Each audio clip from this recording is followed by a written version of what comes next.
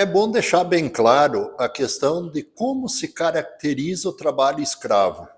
Muitos ainda têm dúvida de como é a questão do trabalho escravo. O trabalho escravo, ele na verdade não é somente trancar o trabalhador num local fechado ou então não pagar o salário mínimo ou o piso da categoria, muitas vezes, que a gente tem negociado. O trabalho escravo, ele se caracteriza de várias formas, ou seja, quando você contrata uma pessoa sem a carteira de trabalho, quando você não fornece a alimentação adequada ao trabalhador, muitas vezes não são cumprida a questão da legislação trabalhista, não tem as mínimas condições de trabalho, não são observadas as horas de trabalho, as condições de trabalho, os EPIs necessários que esse trabalhador realmente precisa para que ele desenvolva as suas atividades no trabalho.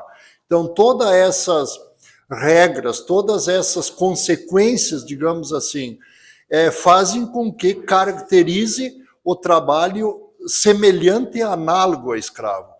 Então, todas essas questões que surgiram aqui em Bento Gonçalves e também surgiram lá em Uruguaiana, isso ainda não está caracterizado como trabalho escravo, e sim somente análogo a escravo, até porque os órgãos de fiscalização não terminaram ainda toda a investigação, todo o trabalho que realmente precisa ser investigado.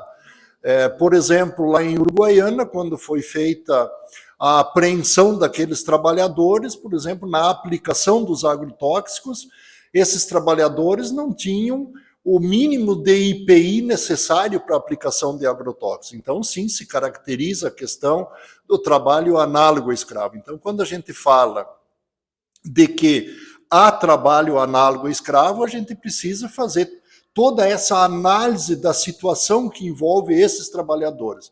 E nós reafirmamos da importância que tem quando você contrata um trabalhador, observar a legislação vigente, as regras de segurança e saúde do trabalhador, para que não corra risco e ser enquadrado como trabalho análogo a escravo.